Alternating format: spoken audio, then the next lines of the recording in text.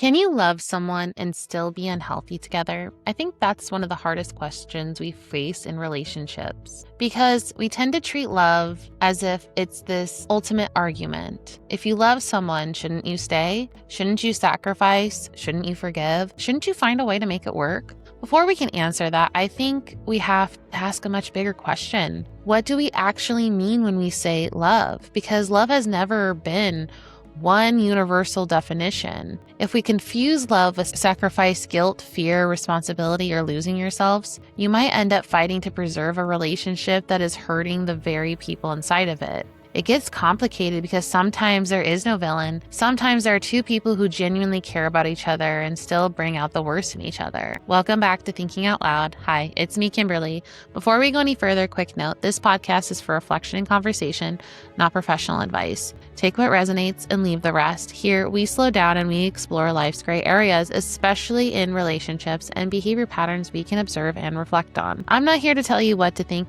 I'm here to offer a framework that helps you understand your relationships, strengthen your thinking, and hold space for complexity. Let's get to thinking out loud.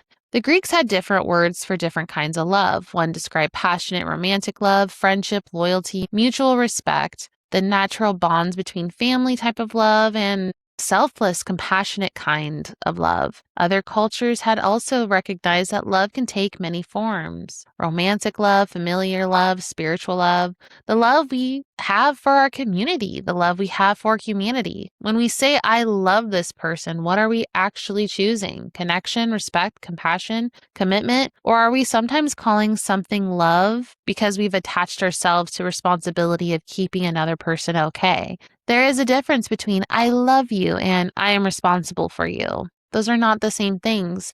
I think that's where some of our relationships problems begin. Love is not always safe. Sometimes it isn't even the kind of love we truly are wanting. Sometimes it looks like begging to be understood, walking on eggshells, feeling emotionally exhausted all the time, losing pieces of ourselves to keep the relationship stable. Keep the peace, baby. Confusing anxiety with compassion. Sometimes two people genuinely care about each other and still hurt each other. Love by itself does not automatically create safety, compatibility, emotional health. Sometimes we have to ask, what is love costing me? My peace, my self-worth, my emotional safety, my identity, my boundaries. Somewhere along the way, many of us were taught that love is supposed to hurt. Love. No, I can't sing that. Love hurts. Love means enduring, forgiving endlessly, staying no matter what, working through everything, even when it destroys you. Who benefits from that? It's not you, sweetheart. Yes, healthy relationships take effort. Effort is not the same thing as self-abandonment. There is a difference between working through conflict together and being conditioned to tolerate harm in the name of love. All you need is love. And it's become an outdated song, unfortunately. It's catchy, though. It gives all the feels. However, love needs a little more help than that. It's not as simple as all you need is love. Love sometimes isn't enough. It's wild how people assume abuse and dysfunction looks explosive from the beginning. Most of the time, we don't recognize it while we're inside of it. We don't always notice the sabotage right away.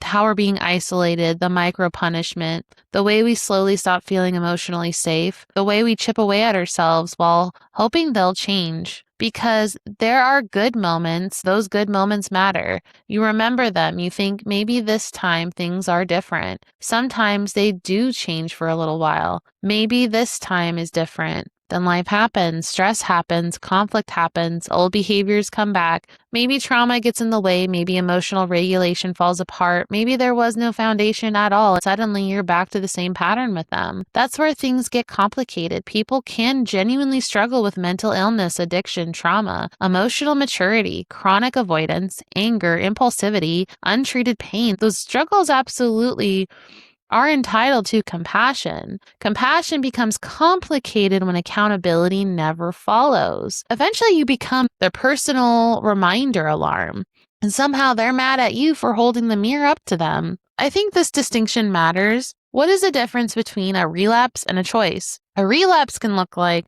crap, you're right, I promised. I need to fix this. A choice looks like, why should I own up to this pain I cause? I'm only human. I'm not perfect. One receives the feedback, takes accountability, and the other avoids it like the plague. People mess up, people regress, people fall into old habits. Healing is messy. The question isn't whether someone is ever going to make a mistake. The question is, what happens after the mistake? Do they repair? Do they take responsibility? Do they try something differently? Or does that explanation become more important than the impact? They can't, because eventually there is always a reason. They might have lost another job. They can't keep friends. They're always fighting with family. They're bad with money. They didn't mean it. Their ex was crazy. Their childhood made them this way. They were triggered. They were stressed. They were having a hard time. And sometimes those are absolutely true. Pain is real. Circumstances can be real. Trauma is real. Mental health struggles are real. An explanation for a behavior isn't automatically taking accountability for a behavior, though, because there comes a point when you don't look at your own patterns that it becomes a choice. Patterns need to be held accountable. This is where I think love can really get confusing. Because yes, grace is great. Giving grace for people's mistakes, wonderful. We have to encourage people to look at the mirror when it becomes a pattern. Some people don't want to look in the mirror, unfortunately. You can become so focused on understanding someone else that you stop questioning yourself. Do I even like who I am around them? Do I feel emotionally safe here? Do I enjoy this relationship anymore? Or am I just maintaining something that doesn't work? Am I constantly managing someone else's emotions? Do I genuinely want a future that continues like this? Am I staying because I'm happy or because I'm attached? Do I avoid honesty because I'm afraid of the reaction? Have I started shrinking myself to keep the peace? Why do we stay? Sometimes it's love. Sometimes love gets tangled with hope, history, fear, guilt, potential, children, financial dependency, loneliness, trauma, the fear of starting over, the fear what that leaving means we failed. Sometimes we blame ourselves because if we're the problem, maybe we can fix it. So we walk on eggshells. Communication becomes forced or avoided entirely. Eventually, the relationship becomes emotionally unsafe. Can you really say no to a parent, partner, or friend without punishment, without guilt? Silent treatments, withdrawal, yelling, manipulation, passive aggressiveness, mocking, threats. Being made to feel selfish for having boundaries is so diabolical, because if no isn't actually an option, we're not talking about healthy connection anymore. We're talking about coercion and control. Sometimes dysfunctions become so normalized that we stop questioning it. This is where I have to include myself. I've spent a lot of my life trying to understand other people's behaviors. I've made excuses. I've thought they were overwhelmed, at their limits, trying their best. I could see their pain. However, sometimes their pain was real. Eventually, it became a choice for them, though. It became a pattern. I had to recognize that understanding someone's pain doesn't require me to absorb the consequences for them. I realized something uncomfortable. I had become very good at managing other people's emotions, predicting reactions before they happen, or trying to do damage control, keeping the peace, shrinking myself before conflict could happen. I thought that was normal. I thought that's what we were supposed to do.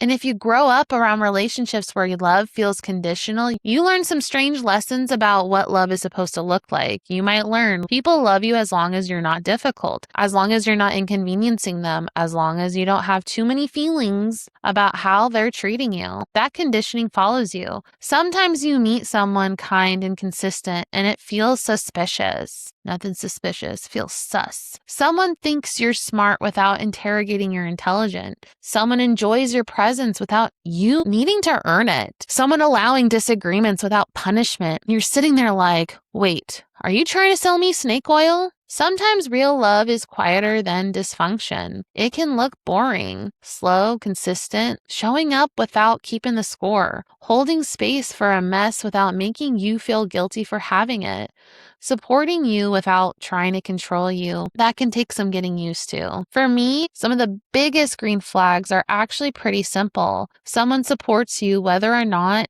you keep harmful people in your life. They validate your pain without forcing you to villainize others. They disagree with you without punishing you. They respect your boundaries. They let you have your own identity. They try to understand you, and they don't need you to disappear so that they can feel comfortable. Because yes, life is complicated. People are complicated. Sometimes people hurt us deeply, and we can still understand why they became who they are. My goodness, it's been a wild ride. I also have to admit something uncomfortable. At one point, I was the red flag too. I was bitter, but I would stay in relationships for far too long. I was resentful, and at the same time, I was hopeful that things would change. I was exhausted and still trying to force things to work. I'm grateful I had people who showed me without controlling me, without shaming me, Kimberly, there's another way to live. You can love people without making yourself responsible for fixing them. You can care about your family while accepting that their dysfunction isn't yours to carry. You can create distance when every interaction leaves you emotionally triggered and depleted. You can stop trying so hard to earn softness from people committed to misunderstanding you. It's okay to let go of relationships where love always comes attached to punishment, guilt, fear, or control, because care without accountability can still become harmful. I'm doing this because I love you, but I asked you to stop. I'm just trying to help, but your help ignores my no's. But I didn't mean to hurt you, but the behavior keeps repeating. I care about you, but somehow I always leave feeling smaller. I had to learn that I can love people without it costing me myself. This brought me to another uncomfortable question. When is it support? And when does it become enabling? Because I think a lot of us confuse those things. Support says, I'm here for you. Enabling can become, I'll keep absorbing the consequences so you don't have to. There's a difference. You can care about someone's mental health. You can understand their trauma. You can recognize their difficult childhood and at the same time say, this behavior is hurting me. I cannot continue participating in it. You don't have to hate someone to leave. You don't have to prove they're evil. You don't even have to stop loving them. Sometimes healing looks like indifference. And I know desperate housewives might have taught some of us that, Andrew, you can hate me, but love and hate are opposite of each other. Indifferences. But you can decide what indifference means. It doesn't mean you have revenge for them, hatred for them. It simply is, I don't wish you harm, but I also no longer need access to your chaos to prove I care. Let's get to the question I think is underneath all of this. Can unhealthy relationships become healthy? I really think they can. Sometimes. Only though if both people are willing to participate in the change in good faith. Not one person carrying the emotional labor for two people. Not one person endlessly researching communication while the other avoids accountability. Not one person sacrificing themselves while hoping that eventually the other person will catch up. And I think this is where the equally yoke line really comes from. Honestly, okay, so side note. I thought it was yolk, like IOLK, like an egg. I didn't realize it was actually the mechanism to help horses go forward. So thinking of that, one horse might be fast, one horse might be strong. Momentum is happening. If the other person stops, no amount of pushing forward can get you there. If your partner keeps sabotaging you by not wanting to go forward, or a friendship or relationship that's you're wanting to have to keep you growing, you just can't. Real change requires self-reflection, the ability to say, I am part of the problem too. My pain does not excuse my behavior. I need to stop defending patterns that hurt people. Accountability matters, not performative accountability, not, I already said I'm sorry. Not temporarily making a change that disappears the second conflict returns or they regress again. Consistent change is what I'm talking about. Yes, relapse, I'm talking about they get themselves back on the wagon. You don't have to beg for it. The kind where actions slowly start matching words over time, where trust is built patiently instead of being demanded immediately, where safety becomes more important than ego. Emotional safety matters more than I think people realize. Can you be honest without fear? Can you disagree without punishment? Can both people express needs? Can conflict happen without someone trying to dominate, manipulate, shut down, or retaliate? Healthy communication isn't the absence of conflict. It's the ability to move through conflict without destroying each other in the process. People have to eventually stop romanticizing suffering. Struggling together isn't automatically intimacy. Chaos isn't proof of passion. Endurance isn't always love. Boundaries have to become respected. No has to mean something. Space has to be allowed. Autonomy has to exist. Healing cannot be one-sided. One person cannot heal enough for both people. Love alone cannot heal a relationship. Love matters, so does honesty, effort, emotional safety, self-awareness, accountability, and consistency. I think there's another piece we don't talk enough about. Some relationships heal, and some relationships teach us things about ourselves. Some relationships need distance because staying together keeps reopening the wound. Not every relationship is meant to survive healing. Sometimes healing changes what we can tolerate. Sometimes our standards change. That doesn't necessarily mean that love was never real. Some of the hardest relationships to grieve are the ones that aren't clearly evil, the relationship where no one is a full villain. Because some people genuinely love each other and still cannot function well together. How do you mourn someone who also comforted you? How do you acknowledge harm without erasing the good moments? How do you leave someone you still understand, especially when the relationship was built on shared history, shared pain, shared growth, and shared survival? Sometimes the hardest thing is accepting that love being real does not automatically mean the relationship was healthy. Two people can deeply care about each other and still trigger each other constantly, still exhaust each other, still reinforce unhealthy patterns, and still keep each other emotionally stuck. We sometimes ask the wrong questions. Was the love real? Maybe it was. Maybe the better question is, was it sustainable? Could this relationship continue on without one or both people slowly disappearing inside of it? Sometimes you miss someone and still know distance is healthier. Sometimes you understand someone and still cannot safely stay connected to them. Sometimes letting go isn't punishment. Sometimes it's acceptance. I think one of the biggest things I've learned is that love does not require you to disappear. You do not have to abandon your identity, your peace, your boundaries, your safety, or your voice to maintain connection. Healthy relationships require more than attachment. They require honesty, accountability, mutual effort, self-awareness, safety. Sometimes loving someone means growing together. Sometimes it means learning healthier ways to communicate, repair, and show up for each other. Other times, loving someone means letting go. Not because the relationship was meaningless, not because every memory was fake, because not every meaningful relationship is meant to last forever. Back to the question. Can you love someone and still be unhealthy together? Maybe that's the difficult part about relationships that hurt. Sometimes the hardest relationships to understand are not the ones where there was no love.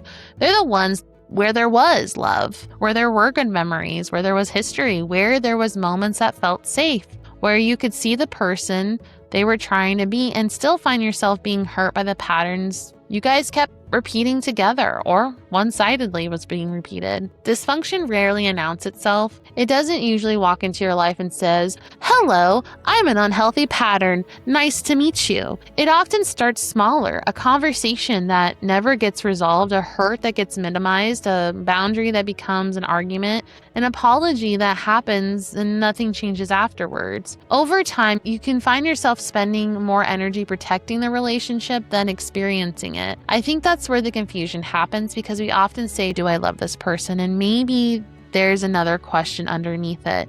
Can this relationship hold the kind of love that both people truly need? Because love is powerful. Love doesn't repair itself what accountability refuses to address. Love doesn't replace emotional safety. Love doesn't replace honesty. And love doesn't replace two people being willing to look at themselves and say, something about the way we are doing this is hurting us and we have to change. Sometimes that change is possible. Some people grow, some relationships transform, and some people learn how to meet each other in healthier places. Sometimes healing also means accepting something painful, that loving someone does not always mean you can keep living inside the relationship the way it exists.